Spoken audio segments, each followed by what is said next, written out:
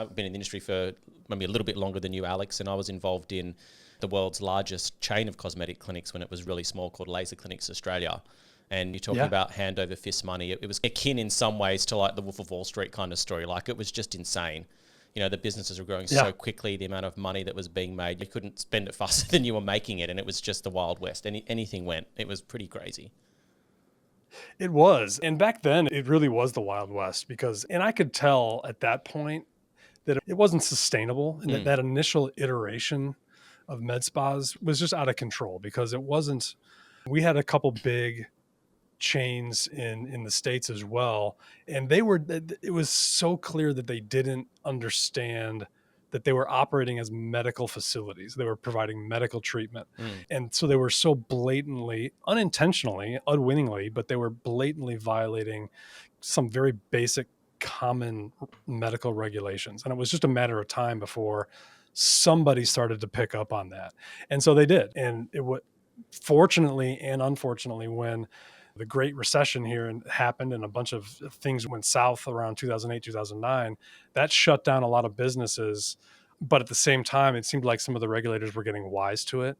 And they really started to look under the hood and say, what is going on? And so it's this next iteration, which I call like the second coming of medical spas, which is really post 2012, 13, is really a lot more mature. It's still not totally regulated. There's still a lot of folks who don't do things correctly, but it's a lot better. And so it's becoming more mature, and therefore it's scaling a little more properly. And so we're seeing a lot more regulated and sophisticated businesses now. Yeah. What were the most common things, that dodgy things or blatantly illegal things that you were seeing being done?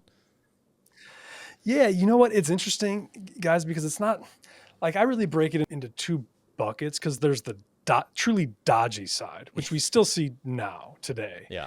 And then there's the just unknowing side, right? And sometimes they come together, but the biggest thing that we dealt with then and that we deal with now even is just folks who are completely untrained,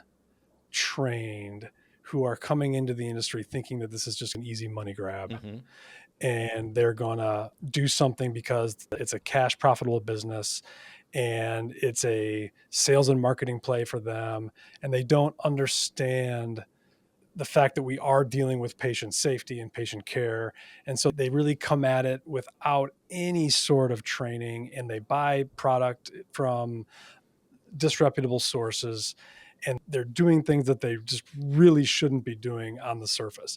And that right, even today, you'll see folks doing injectables in back alleys and out of nail salons and things that are just so blatantly stupid.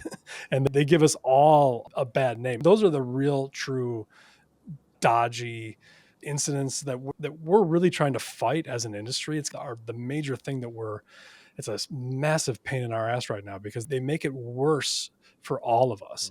Because the other side to that, though, is there's a lot of folks who are very well-meaning, who are very passionate about injectables, who want to learn, who are passionate about safety, but are just set up incorrectly, because it's really difficult even for recovering attorneys like me and for lawyers who are in the industry to understand what the laws are, because they're different in all 50 states. They're different based upon provider. They're different based upon treatment type. And so you've got 18 different things in confluence with different medical boards and contradicting nursing boards that are contradicting what the nurse practitioners are doing. And so all these different things are coming together, and it's really difficult for folks to understand. There's no consistency, like you said, or earlier when we were chatting, there's no board certification for injectors. It just all comes together. So it's been difficult for some of the folks who are trying to do it correctly to get compliant, and they're not helped by the folks who are just doing it off the wall crazy stuff.